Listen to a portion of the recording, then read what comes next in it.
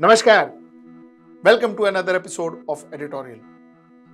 You see, I was supposed to do an editorial on Pew Research. Okay, it was very interesting research and I wanted to talk to you about that. But somewhere down the line, when I sat to analyze that Pew Research, my analysis was very different than what a lot of other people are interpreting it to be. So I became a little more cautious. I'm going to reanalyze it now and I'm going to talk about it to you tomorrow. So give me one more day's time to talk about Pew Research. But I will talk to you about it and believe me, it is interesting. Okay, chalo, that's Pew Research. My today's topic is also numbers. You know why? See, I love talking numbers and I love talking research and I love talking numbers by and large. You know why? Because numbers normally don't lie. The way you interpret those numbers could be different, could be, very individualistic, but numbers per se don't lie. So I'm going to talk to you about some numbers and let's get right into the show and talk about numbers. See, the idea is that feel good is a very emotional factor. So I can create an imagery. As an advertising person, we are used to creating imagery, beautiful imagery about a brand. That's feel-good imagery. Now, the brand has to deliver. I mean, it's a myth that you can just create imagery and then, everything consumer will go buy it and all that. All that is a myth. The brand has to finally deliver. But the fact remains that at least for a short period of time, you can create an imagery about a person, a product, a thing, a place. You can create an imagery. Now, numbers, what it does is, it gives you the understanding between reality and perception. And that also ensures, numbers also ensures that you know exactly where you stand. I am very intelligent in maths. A person who got 55 marks out of 100 marks can say that. A person who got 60 marks out of 100 marks can say that. A person who got 99 marks out of 100 marks who can say that. A person who got 100 out of 100 can also say that. I am intelligent in maths. I am good in maths. But the fact is, the number immediately shows you where the person stands. You can say, you are average intelligent, you are very intelligent, you are super intelligent. That's what figures does, math does, numbers does. Okay, now let me talk to you about some numbers. See, I have constantly heard this concept about, India is growing, India story, big story, superb story. And to a very large extent, it is right also. One can't deny it. Has there been growth? Of course, there has been growth. What I may want to beg to differ is, it is not because of one individual or one government, it is because efforts of lots of government and the inertia that we got and good work done by the present government also. That is the way I will see it. So I will not say it as some miracle or, all of a sudden everything is happening. Aisa kuch nahi hai. That is the only place where I will beg to differ. Otherwise, I also believe that development is happening to India and it would have happened, it should have happened and it will happen, regardless of whichever government sits in that chair. Regardless of whichever government sits in that chair. And regardless of whichever leader, prime minister sits in that chair. The process of development will happen because India is poised that way. Now, again I come back to my point. What is the point I am trying to make? The point I am trying to make is when we talk about numbers, when we talk about we are very good, bahut acha cha raha hai, when we hear that in our drawing room conversation over a drink, all of that, when people tell you this, we wonder, there is one group of people who say, kuch nahi ho raha, everything is going bad, everything is wrong. And there is one group of people who say, everything is right. Everything is right. I heard somebody saying that, our prime minister worked 24 hours and therefore now we are in the moon. All that happens. So ultimately, how do we understand our perspective? How do we understand reality? And that's what I'm going to talk to you about. Now let me tell you some numbers, give you a glimpse of what India is in 2023, a small glimpse. Our population is roughly around 144 crores, 2023. Out of 144 crores, they say 136 crore people have got Aadhaar cards, 2023. Internet user out of 75 crores, which is possibly the largest in the world, 2023. Mobile subscribers are 114 crores out of 144 crores. 114 crore mobile subscribers, which does not necessarily mean that almost everybody has a mobile. What it means is a person has more than one mobile, more than two mobiles at times. So 114 crores. Total enrolled voters are 95 crores. So we are the world's largest democracy. E-commerce users are 80 crores. Again, that will make us one of the largest in the world. In fact, to be very honest with you, almost all these numbers makes us largest in the world because our population is 144 crores. So, baki sab jo bhi hota hai, it is obviously the largest in the world. But commendable. 80 crore people uses e-commerce. Smartphone users, 65 crores. Smartphone users. See, correct hai, because I have hardly seen a regular phone nowadays. I mean, the not smartphone nowadays, or whatever that is called. You know, the button wala phone or whatever that's called. I hardly seen it. So yeah, it's smartphone users 65 crores. OTT subscribers, Netflix, Disney, vagare 50 crores. Again, makes us largest in this world. Social media users 40 crores. My God, 40 crores. Our social media users are more than most of the country's population. So wow. 40 crores social media users, UPI users, 30 crores, commendable for a country, 30 crores UPI users. Food delivery platforms, 28 crore people order Swiggy, Zomato, man, I mean, it's fabulous, fabulous. Look at the way the country has developed. So, food delivery, 28 crores, Bheem payment users, again, 20 crores. So, digital, wow, 20 crores out of 144 crores, very commendable. Urban versus rural population, 37% urban population, 63% rural population, which is also a fairly good balance. It's a good balance from any perspective, and especially for somebody who have worked a lot in rural, I would say it's a fantastic balance. Okay, so 37 versus 63% rural urban population. Digital learning users, 9.3 crores. E-Sanjeevani healthcare users, 9.2 crores. Health insurance users, 51.4 crores. Stock market users, 8 crores. Mutual fund investors, 3.5 crores. This is our numbers. Fabulous numbers. Does it give you a perception of a very developed country? Isn't it? It gives you a perception of a very, very developed country. Arey, what is UK and US and all that? Yeah, look at our numbers. Look at our numbers. The number of people who orders from Swiggy is more than the population of most of those countries. We just order from Swiggy, that many people, or whatever, Zomato or whatever those names are. So, wow, it gives a fabulous perception, fantastic perception. And the most important thing is, see, if all this has to happen, we are catering to it, which means we have infrastructure for this too. So that too is fabulous. So you have to look at it from that perspective also. Okay. So this is one India. This is one India. But when you talk about this India, you also need to understand the other India. Because mind you, the first figure that I told you is we are 144 crore people.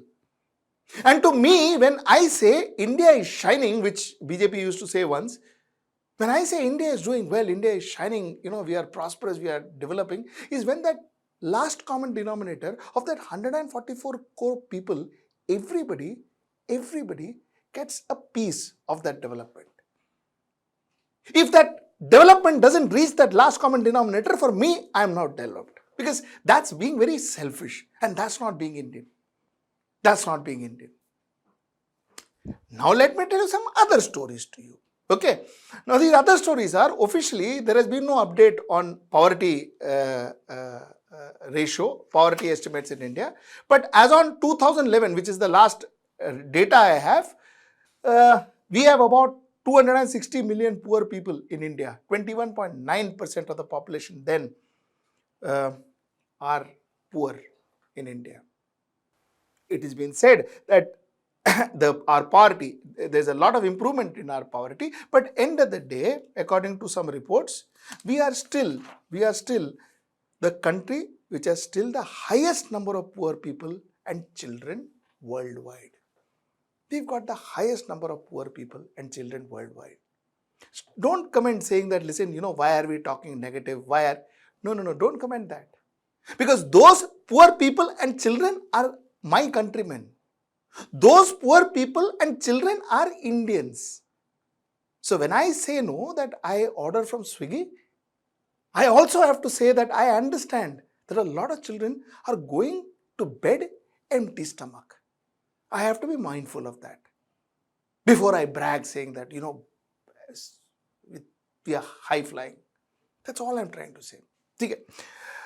Now, most of the deprivation specimen, the Oxford Poverty and Human Development Initiative and the United States program says that major factors like cooking fuel, housing, sanitation, nutrition are the major deprivation specimen that are caused in developing countries, and over 45.5 million poor people cannot access to the above four indicators, of which 34.4 million people alone live in India. This is one of the reports that was from October 2022.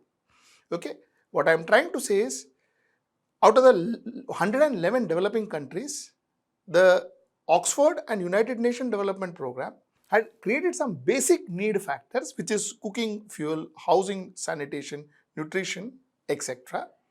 And out of 45.5 million people who are deprived of this, 34.4 million people live in India alone. This is one report. Okay. Let's go further. You see, we just spoke about rural, we just spoke about internet users, we just spoke about mobile subscribers, we just spoke about smartphones and all of that. Now let me give you another figure. 75% of the healthcare infrastructure is concentrated in metro cities, where only 27% of the population resides, which I told you. The rest, 73% of Indian population, lack even basic medical facility. So all this that we talk about are privilege for X amount of Indians. A large amount of Indians do not even have medical facility. A large amount of Indian, a fairly large amount of Indian do not have cooking oil, housing, sanitations, nutrition. Large amount of Indian. We should not forget that population is all what I am saying. One of the most critical concern is the gap in the doctor-patient ratio in India. According to the Indian Journal of Public Health, India needs 20,70,000 doctors by 2030. However, a doctor in the government hospital attends to close to 11,000 patients, which is more than what WHO recommends, which is 1:1,000 patients. In a government hospital, a doctor attends 11,000 patients, whereas WHO says that one doctor should be attending 1,000 patients. So when you talk about social media users, when you talk about OTT platforms, smartphones and all, you should not forget this. This also is India. This also is important. These are also people who are Indians, who call themselves Indian and who has the same pride that we had when Chandrayaan landed in moon. So they are no different than us. Okay, now we talk about a high-flying lifestyle. We talk about modern lifestyle, and what we need to understand is women literacy in India today. That is, I'm talking about NFHS figures, 2019-2021. The women literacy in India is 83.8%, and rural, that's in urban India, and rural India is 65.9%. Average is 71%. So only 7 out of 10 women are educated in India on an average. And when it comes to rural, 6.5% out of 10, 6.5 out of 10 women are educated in rural India. So that also is a concern. While again I'm saying, we have internet, but our women still use their thumb to sign. Almost what? In rural, almost 35% of them or 34% of them. So this also need not be, this also we need to understand. Another thing which is something of grave concern when we talk about Swiggy and Zomato and ordering food and all, is that India has one of the worst rate of child malnutrition in the world. Despite decades of investment to address these problems, India is ranked in the bottom of the global hunger index. This was 2022, which is determined by the factors such as child stunning, wasting and death, placing India 107th among 221 countries. This also is India, and these kids are also Indians, which we should not forget. Let's go further. Now, like I said, we are the world's largest democracy. Our total enrolled voters are 95 crores. Largest democracy in the world, and we take pride in it, and rightly so. We take pride in it. But let me give you some background about our democracy. You know what is the background of our democracy? Our background of our democracy is battleground Maharashtra. 2019, Fadnavis-led BJP government was overthrown by Uddhav Thackeray and his Mahavikas Aghadi. First, when Uddhav Thackeray broke the tie-up, a pre-poll tie-up. Then Fadnavis came back with Shinde, broke that tie-up, pulled down that government. Maharashtra government has been pulled down twice. People voted. But now the people in Maharashtra are confused who we voted. We've got so many chief ministers. We had one chief minister in Devendra Fadnavis in 2019, then one chief minister in Uddhav Thackeray in 2019, then one chief minister in Eknath Shinde in 2022. Very soon we may see another chief minister. So we voted once, but we got 3 chief ministers. Today, like I told you before, we have one party called NCP who's in the government and one party called NCP who's also in the opposition. We've got one party called Shiv Sena in the government and we've got one party called Shiv Sena who's on the opposition also. So this is the state of our democracy. We have 95 crore voters and we are the largest democracy in the world, Baba. But this is the status of my democracy. Madhya Pradesh, 2020, in March 2020, 22 sitting MLAs of the Indian National Congress resigned from Madhya Pradesh Legislative Assembly, throwing Kamal Nath government out and went and sided with BJP to form BJP government. 2022. People voted for whom and who came into power. Karnataka, B.S. Yediyurappa's government came to power after election. They were the largest party. Congress threw him out. Then again B.S. Yediyurappa came, pulled Congress MLAs, threw Congress out and came back again to power. Meghalaya, 2018. Goa, 2017. All similar stories. Manipur, 2017. Arunachal Pradesh, 2014-16. Bihar, all similar stories. The point that I'm trying to say is when we say we are the largest democracy and so number of voters, what does it all mean when your vote doesn't count? When there's no value for your vote, who you vote and who comes to power, you have no idea. You voted, Baba, and you come home and then you wait and see who will come to power now. That they will decide between themselves. They will jump from one place to another place to another place to another. Then some central agencies will come into play, the state agency will come into play, and all that will happen between them. We voted and came. We have 95 crores voter, Baba. This is how it is. So numbers, like I told you, tell you a lot of things. Now you talk about using UPI, you talk about digitalization and all that. You see, this open defecation thing, this open defecation that we are 100% defecation free, open defecation free, these figures are also not correct. According to a report in March 15th, 2023, 4 government surveys report released just before and after announcement included the latest multiple indicator survey, that is MIS, have not only disputed the ODF status in most of the states, but also persisting levels of poor sanitation in many of them.